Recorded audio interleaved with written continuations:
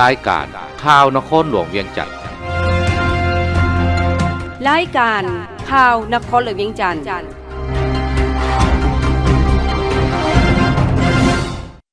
สบายดีท่านผู้ฟังที่เคารพ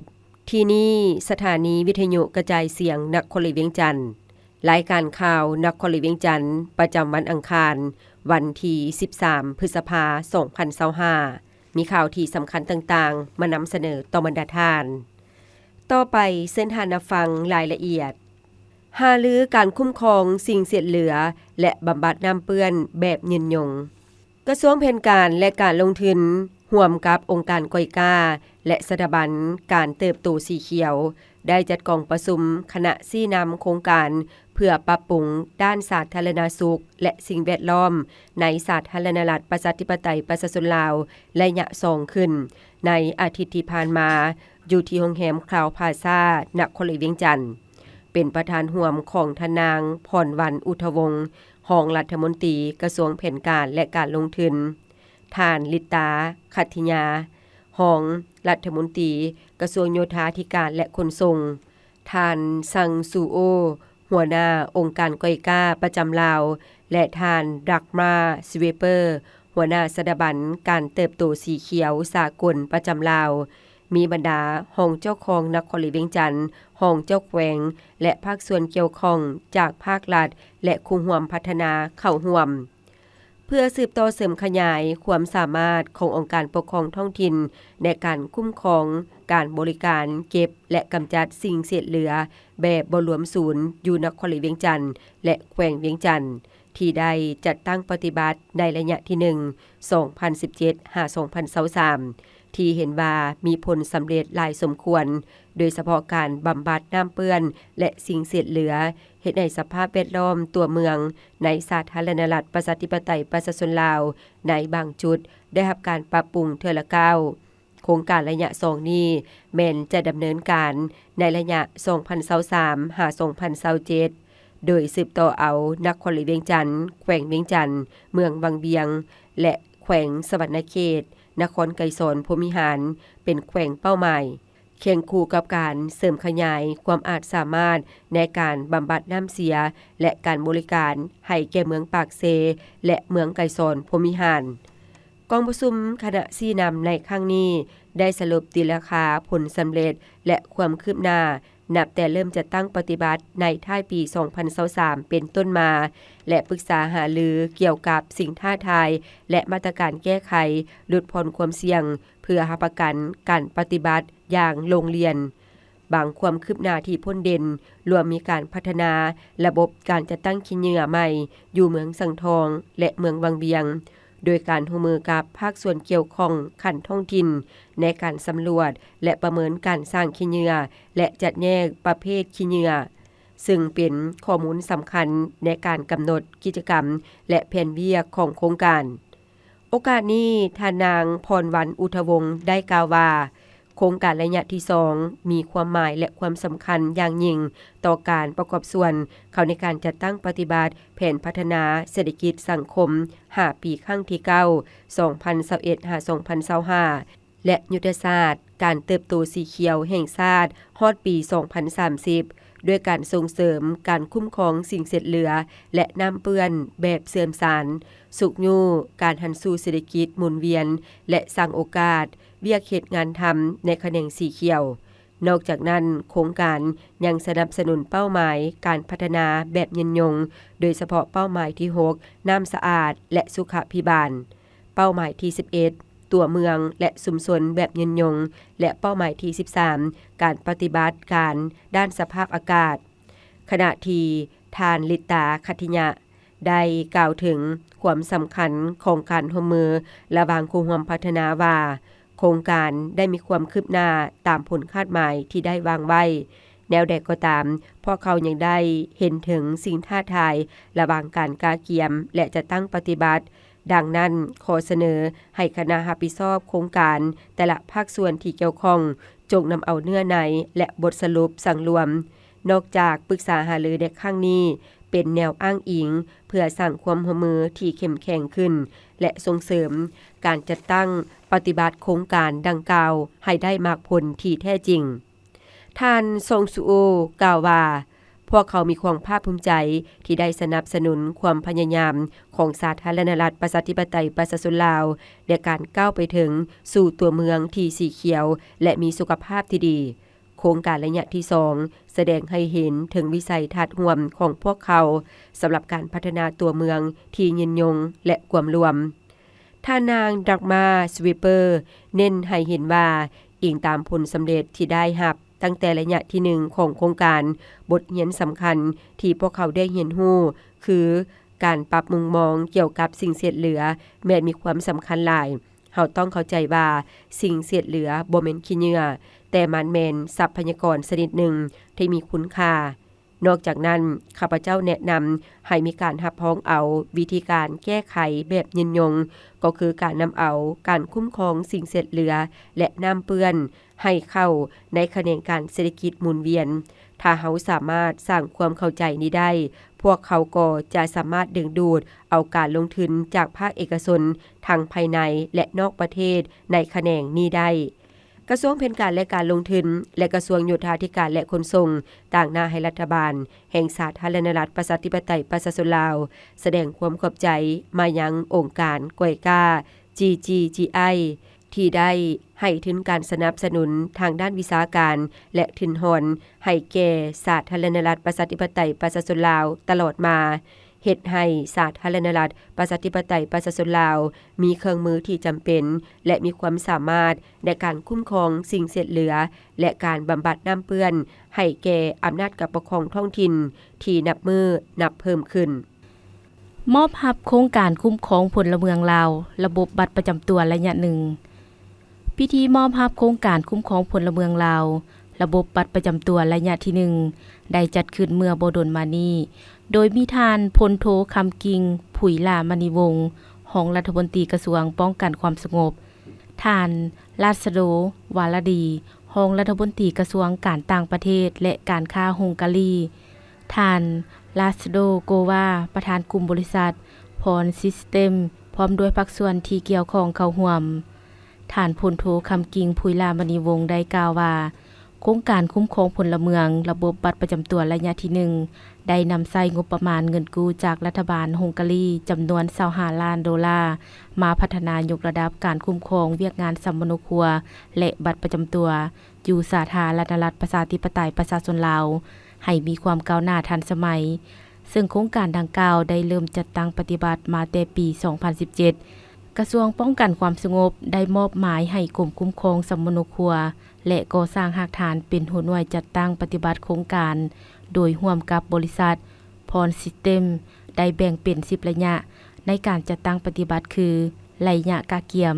ระยะสำรวจบรรดาความเรียกร้องต้องการของโครงการระยะวิเคราะห์กฎหมายออกแบบระบบและซอฟต์แวร์ระยะปรับปรุงบูรณะพื้นฐานโครงล่างและนำเข้าสู่ข้อมูลระยะพัฒนาซอฟต์แวร์ระยะก่อสร้างและปรับปรุงบูรณะห้องการในขอบเขตทั่วประเทศระยะนำเข้าเครื่องพิมพ์บัตรประจำตัวระยะนำเข้าเครื่องพิมพ์บัตรประจำตัวและพาหนะรับใช้เก็บกำข้อมูลพลเมืองระยะนำเข้าบรรดาสุดอุปกรณ์เก็บกำข้อมูลสำหรับทั่วประเทศระยะฝึกอบรมบุคลากรผู้รับผิดชอบเวียกงานในขอบเขตทั่วประเทศระยะการปิดและรับประกันโครงการดังกล่าวนอกจากเป็นการพัฒนาระบบคุ้มครองพลเมืองลาวให้มีความทันสมัยเก็บกำข้อมูลของพลเมืองได้ทั่วประเทศอย่างเป็นระบบแล้วฐานข้อมูลก็มีความปลอดภัยรับประกันให้แก่เวียกงานการเก็บกำข้อมูลยาวนานและระบบซอฟต์แวร์ด้านเช่นซอฟต์แวร์สัมมโนครัวบัตรประจำตัวและอาชีพพาหนะพิเศษซึ่งจะช่วยให้เจ้าหน้าที่สามารถคุ้มครองบรรดาหน้าเวียกงานวิชาเฉพาะได้อย่างมีประสิทธิภาพนอกนี้การพัฒนาระบบคุ้มครองพลเมืองลาวยังมีลักษณะรองรับการเสื่อมโยมเสื่อมต่อกับภาคส่วนต่างๆสามารถนำไปพัฒนาต่อยอดให้ระบบมีความก้าวหน้าขึ้นตื่มในอนาคตในพิธีกลุ่มบริษัทพรซิสเต็มยังได้มอบรางวัลให้ผู้ที่มีผลงานดีเด่นในการปฏิบัติโครงการคุ้มครองพลเมืองลาวระบบบัตรประจำตัวระยะที่1เป็นเกียรติมอบโดยท่าน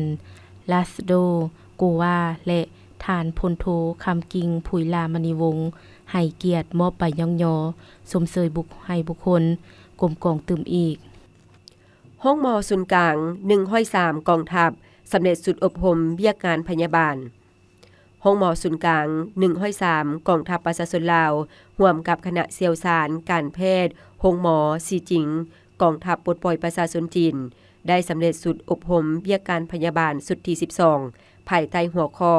การกาเกี่ยมคนเจ็บก่อนผ่าตัดและการดูแลคนเจ็บหลังผ่าตัดประจำปี2025ขึ้นเมื่อบ่ดดมานี้โดยมีสหายพันเอกคำไหมบัวใบอ่อนหัวหน้าห้องบริการและสังรวมการแพทย์สหายพันเอกอันเจียเจ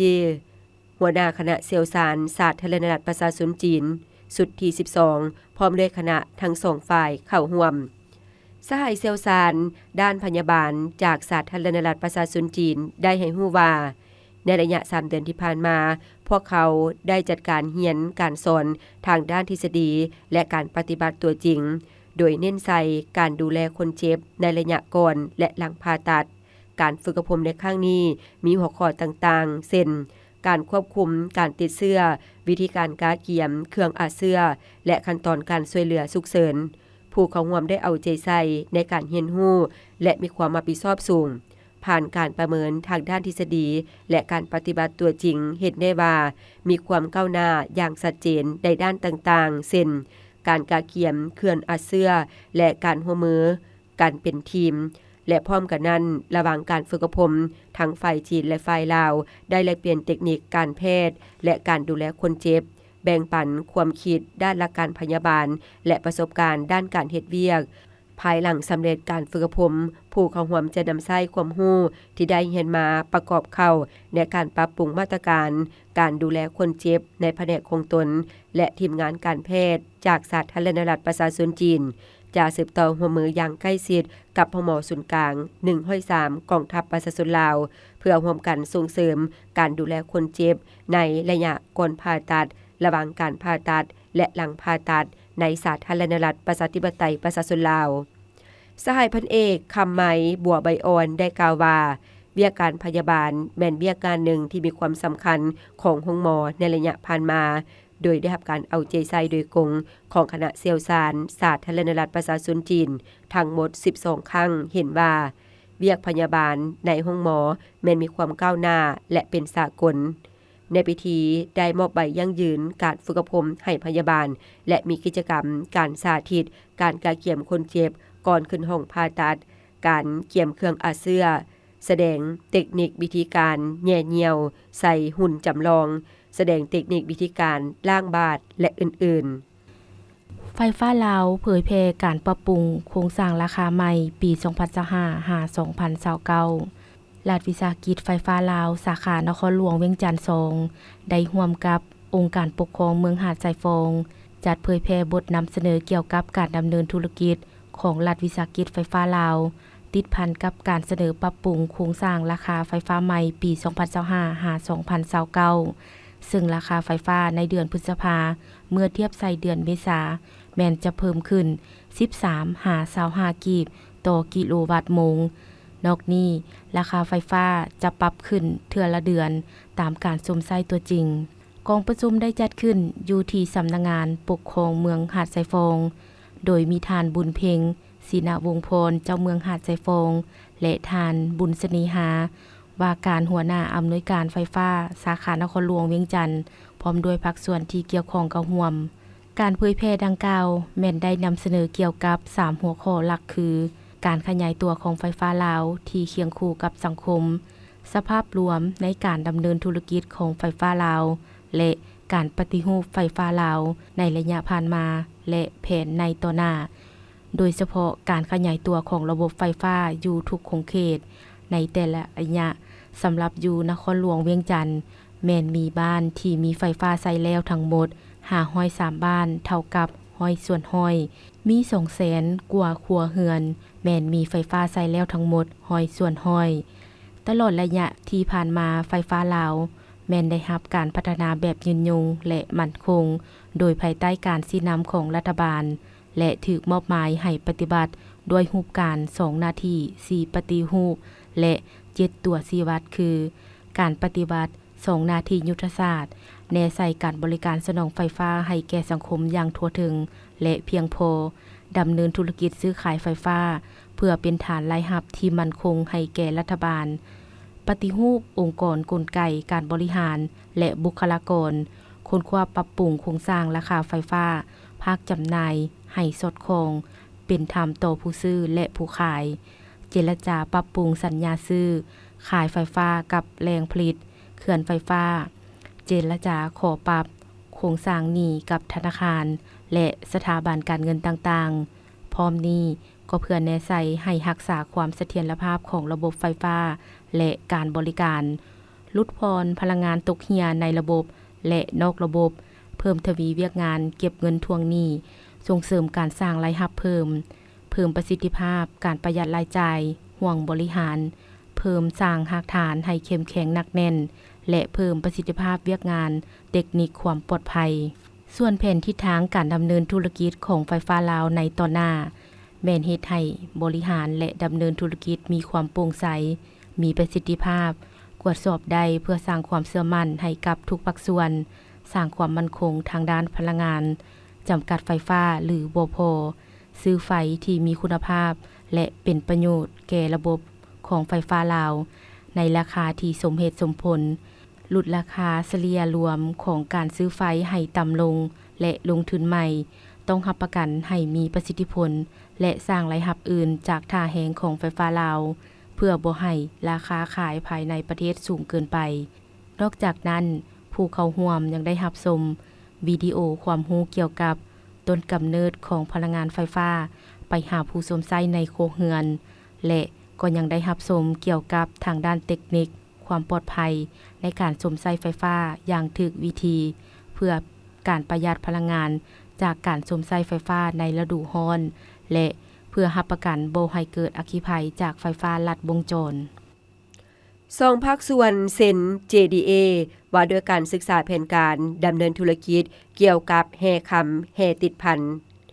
พิธีได้จัดขึ้นในอาทิตย์ที่ผ่านมาที่นครหลวงเวียงจันทน์โดยการลงนามของทานจันทเลศวรบุตรผู้อำนวยการรัฐวิสาหกิจพัฒนาแห่ธาตุลาวและทานปริญญาเอกจันทรสิทธิไสยประธานผู้ก่อตั้งบริษัท PTL Holding จำกัดโดยการเข้าร่วมเป็นสักขีพยานของทานภูไสยสัญญสรรัฐมนตรีกระทรวงพลังงานและบ่อแห่และบรรดาทานรองรัฐมนตรีและการนำจากองค์การจัดตั้งของภาครัฐทุกภาคส่วนเข้าร่วมการเซ็นสัญญาในครั้งนี้แม่นเพื่อร่วมมือค้นคว้าเก็บกำข้อมูลและคัดเลือกซอกเขตที่มีแห่ธาตุเพื่อก้าวสู่ขั้นตอนการขออนุญาตลงทุนก็คือขั้นตอนการสำรวจและขุดค้นปรุงแต่งเพื่อให้มีแหล่งแห่รองรับต่อการสนองให้แก่โครงการล้อมคำภายในประเทศก้าวไปสู่การพัฒนาระบบนิเวศและยกระดับอุตสาหกรรมคำลาวแบบครบวงจรเพื่อผลประโยชน์สูงสุดของชาติในโอกาสนี้ปริญญาเอกจันทรสิทธิไสยได้กล่าวมีคำเห็นว่าการร่วมมือในครั้งนี้แม่นคิดหมายยุทธศาสตร์ที่สำคัญในการร่วมมือกันระหว่างภาครัฐและภาคเอกชนว่าด้วยการยกระดับอุตสาหกรรมแห่ธาตุลาวให้ก้าวสู่การผลิตแห่ธาตุแบบครบวงจรผ่านกลไกการบริหารจัดการการขุดค้นปรุงแต่งทรัพยากรที่มีท่าแหงเส้นคำและแห่คำมาเพิ่มประสิทธิภาพและประสิทธิผลจากการขุดค้นได้วัตถุดิบป้อนเข้าการผลิตเป็นผลิตภัณฑ์จนกลายเป็นสินทรัพย์สากลทางด้านการเงินให้แก่ประเทศการเซ็นสัญญาในครั้งนี้ก็เพื่อเป็นการยกระดับและสร้างระบบนิเวศใหม่ให้แก่อุตสาหกรรมคำลาวแบบครบวงจรโดยสืบเนื่องจากการสร้างตั้งธนาคารคำภายใต้วิสัยทัศน์และแนวคิดของรัฐบาลให้มีธนาคารคำเพื่อเป็นคลังสะสมสำรองแห่งชาติและค้ำประกันเศรษฐกิจระยะผ่านมาเข่งคู่กันนี้เพื่อเฮ็ดให้เกิดมีกิจกรรมต่างๆเป็นต้องโซ่ครบวงจรจึงได้มีการสร้างตั้งโรงการหลอมคำที่มีกำลังผลิต150ตนต่อปีที่ทันสมัยภายในประเทศที่ติดอันดับต้นๆของโลกที่สามารถการหลอมคำได้มาตรฐานคุณภาพความบริสุทธิ์ 99.99% ซึ่งเป็นมาตรฐาน LBMA ที่อุตสาหกรรมคำโลก มีความต้องการและยอมรับให้เป็นสินทรัพย์ทางด้านการเงินสากลมาค้ำประกันในระบบเศรษฐกิจการเงินแห่งชาติให้ดำมือนับขยายตัวขึ้นเทอละก้าวโอกาสเดียวกันท่านจันทเลศวรบุตรก็ได้กล่าวมีคำเห็นว่าการเซ็นสัญญาร่วมมือในครั้งนี้เป็นเพียงผลสำเร็จเบื้องต้นเท่านั้นโครงการร่วมมือยังจะต้องได้ดำเนินหลายหน้าเวียกเช่นการศึกษาข้อมูลสำรวจการซอกหาแหล่งวัตถุดิบตลาดจำหน่ายและอื่นๆซึ่งต้องได้รับการสนับสนุนจากภาครัฐก็คือจากการนำคันถึงและบรรดาแผนกการที่เกี่ยวข้องในนามรัฐวิสาหกิจพัฒนาแห่งชาติลาวขอยั่งยืนว่าจะสุมใส่ทุกกำลังแห่งและความสามารถที่มีอย่างตั้งหน้า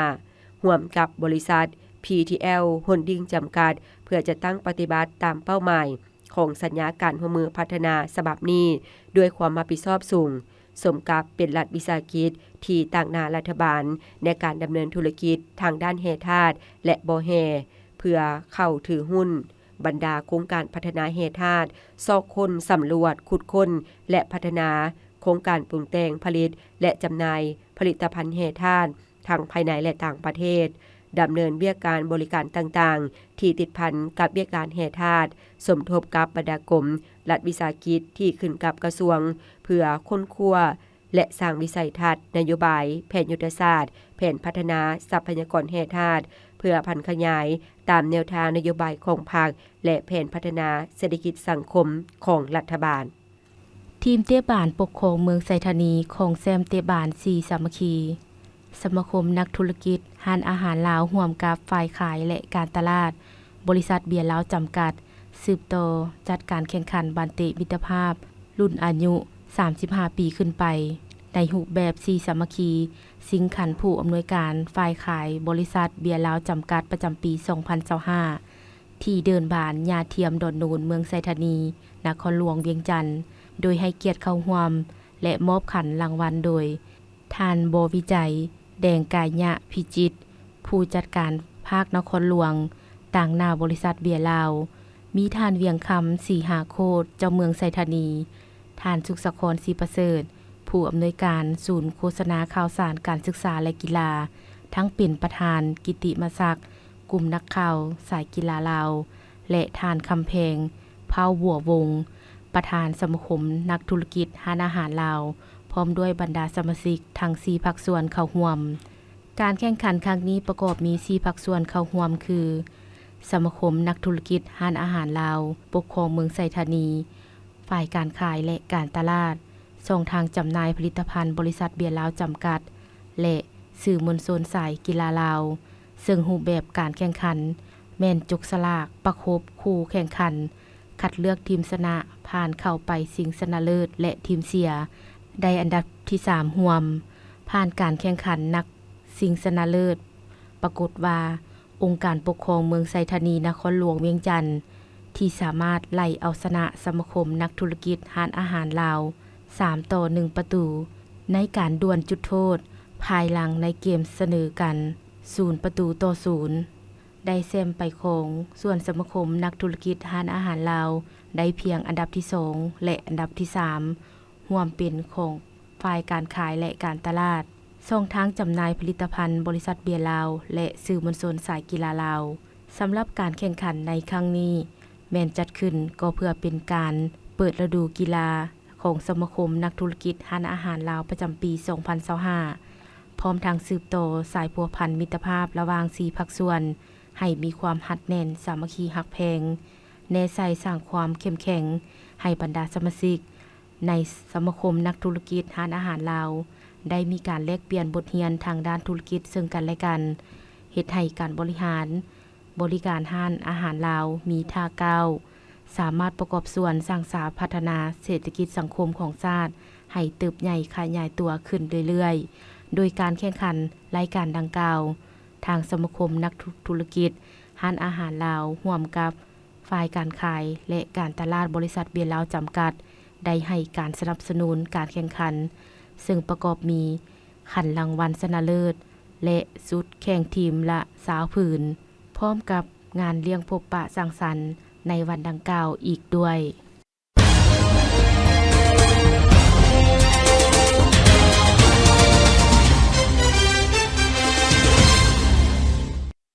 ต่อไปเชิญท่านรับฟังข่าวต่างประเทศออสเตรเลียพัฒนาเครื่องมือปรับปรุงพันธุ์งัวทนต่ออากาศร้อนเมื่อผู้ดนมานี้สื่อมวลชนออสเตรเลียรายงานว่า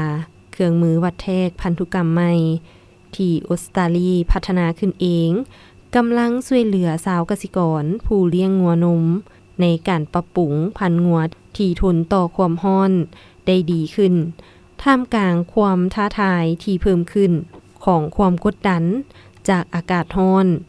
ในการเลี้ยงสัตว์ซึ่งส่งผลมาจากการเปลี่ยนแปลงดินฟ้าอากาศบนรายงานระบุว่าค่าพันธุกรรมที่ทนทานต่อความร้อนของออสเตรเลียซึ่งพัฒนาโดยทานจุยเงียนนักวิทยาศาสตร์จากเมลเบิร์นเป็นดัชนีพันธุกรรมเพื่อแหน่ใส่การซอกหางัวที่ทนต่อกับความร้อนได้ดีขึ้นโดยการนำไส้ตัวอย่าง DNA ที่ง่ายดายเส้นขนเพื่อให้คะแนนความสามารถทนทานต่อความร้อนเต็ม100คะแนนชาวเกษตรกรเลี้ยงงัวนมทางภาคตะวันออกเฉียงใต้ของออสเตรเลียซึ่งเป็นผู้นำไส้เทคโนโลยีเป็นคนทำอิฐกล่าวว่า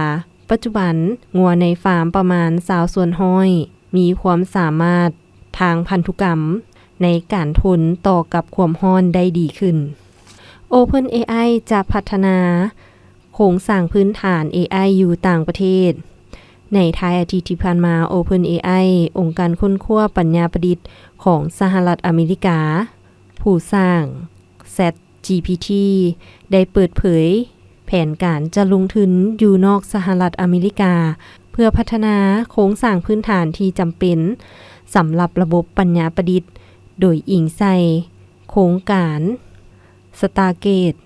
ซึ่งเน้นศูนย์ข้อมูลปัญญาประดิษฐ์ในสหรัฐอเมริกาเป็นรากฐานข่าวรายงานว่า OpenAI กำลังร่วมมือกับรัฐบาลหลายประเทศเพื่อช่วยขยายความสามารถของศูนย์ข้อมูลรวมทั้งการปรับแต่งผลิตภัณฑ์ของ OpenAI ให้เหมาะสมกับภาษาของประเทศต่างๆและความต้องการของท้องถิ่นซึ่งเป็นส่วนหนึ่งที่ท่านแซม อัลต์แมน CEO ของ OpenAI เอิ้นว่าการทูตการค้า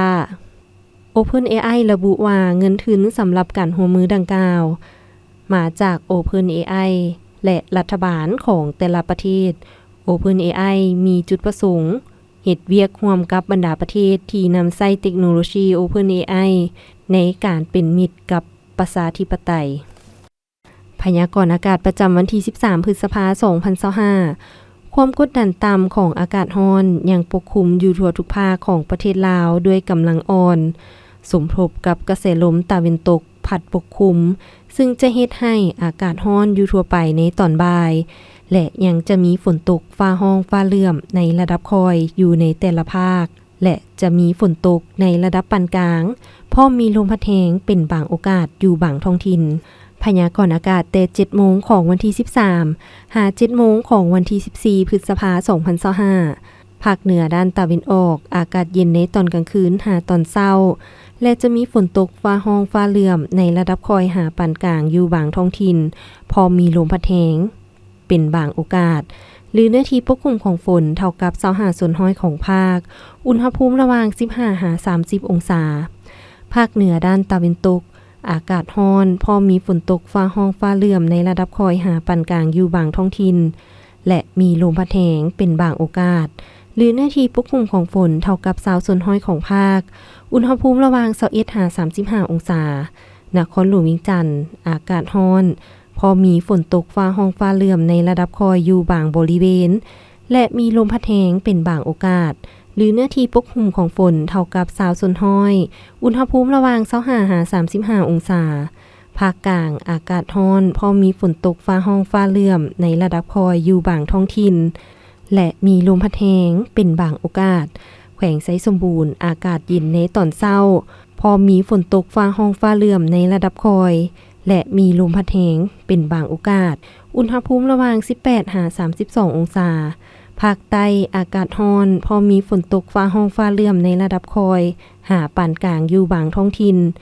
และมีลมพัดแรงเป็นบางโอกาสหรือเนื้อที่ปกคลุมของฝนเท่ากับ40ส่วนร้อยของภาคอุณหภูมิระหว่าง24หา36องศาสำหรับเขตภูเพียงบริเวณอากาศเย็นพอมีฝนตกฟ้าห้องฟ้าเลื่อมในระดับคอยหาปานกลางและมีลมพัดแรงเป็นบางโอกาสหรือเนื้อที่ปกคลุมของฝนเท่ากับ35ส่วนร้อยอุณหภูมิระหว่าง15หา27องศาท่านผู้ฟังที่เคารพรายการข่าวนครหลวงเวียงจันทร์สำหรับภาคนี้ได้แสงสุดลงเพียงเท่านี้เพชรสมรดวงวิไลแสงคำจันทวงศ์พร้อมด้วยอุเลวันแสงพระจันทร์อ่านสบายดี